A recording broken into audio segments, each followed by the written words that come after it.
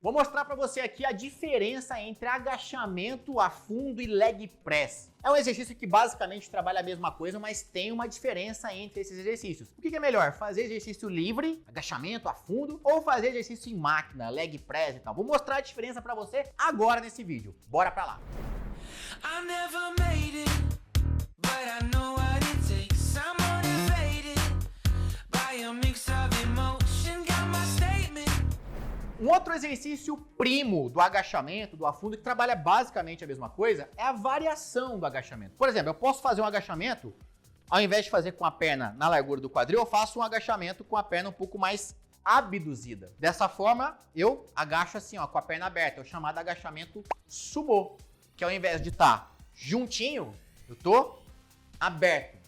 E qual que é a diferença em relação à musculatura? E aqui eu já quebro até um mito para você. Tem muita gente que acha que fazer o sumô vai trabalhar mais a parte de dentro.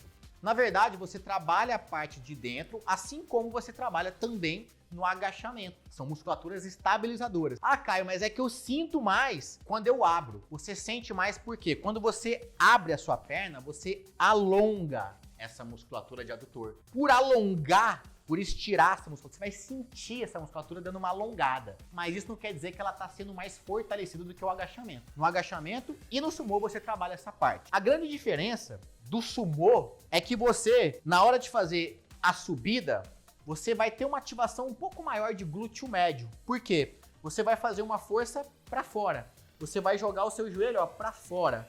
Muita gente desce o sumô errado, faz o sumô assim, né? O que é errado. Aí não trabalha nada. Agora, se eu faço um sumô com o quadril para trás, fazendo a força para fora, ó, meu joelho vai para fora, isso aqui gera uma contração muito maior de glúteo médio. Basicamente os dois são a mesma coisa. A diferença é que no sumô você tem uma pequena participação a mais de glúteo médio, por conta dessa abertura de perna que você faz. Então trabalha tudo igual, a diferença é essa leve participação a mais que você dá no glúteo médio. Por conta da perna estar mais aberta também, digamos que você tem uma amplitude de movimento um pouco menor do que às vezes no agachamento, que você consegue descer um pouco mais profundo. São diferenças sutis, mas basicamente são as mesmas musculaturas envolvidas. Agora, dois exercícios que são praticamente irmãos, mas tem uma leve diferença em relação à participação de músculos também. Por exemplo, qual que é a diferença? Ó, o que trabalha no stiff e no levantamento terra? Percebe que tem uma diferença?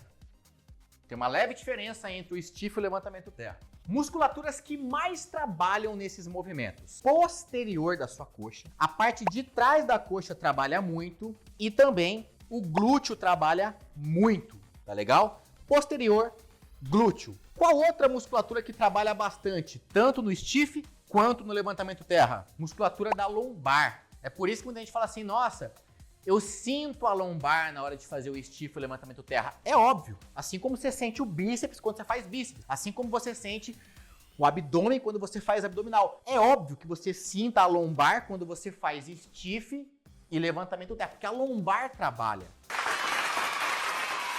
Porém, muito cuidado. A sua lombar ela não pode ser sobrecarregada. O que isso quer dizer? Você não pode trabalhar a lombar além do que precisa. O que é trabalhar a lombar além do que precisa? É fazer um stiff com a coluna torta.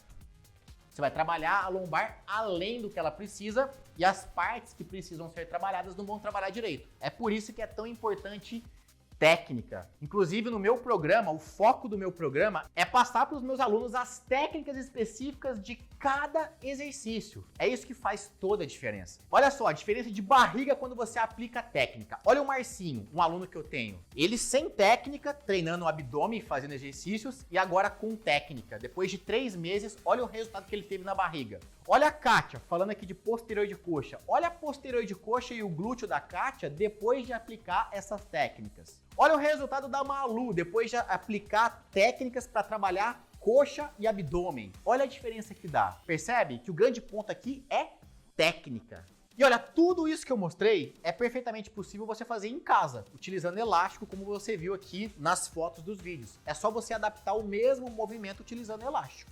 O ponto aqui é, para que você tenha resultado, você precisa ter uma boa prescrição e não fazer o exercício aleatoriamente, procurar na academia qual que trabalha essa parte, não. Você precisa ter um profissional prescrevendo o seu treino para que você possa ter realmente sucesso nos seus resultados. Senão, você vai ficar igual barata tonta na academia, vai passar horas treinando e de nada vai resolver. Até porque cada exercício exige técnica, que nada mais é a forma correta de fazer cada exercício. E é justamente isso que eu passo dentro do meu programa. Espero ter ajudado você. Se você curtiu esse vídeo, se clareou para você esse conteúdo aqui, dá o seu like, comenta e compartilha com quem treina na academia ou até mesmo em casa. Abraço!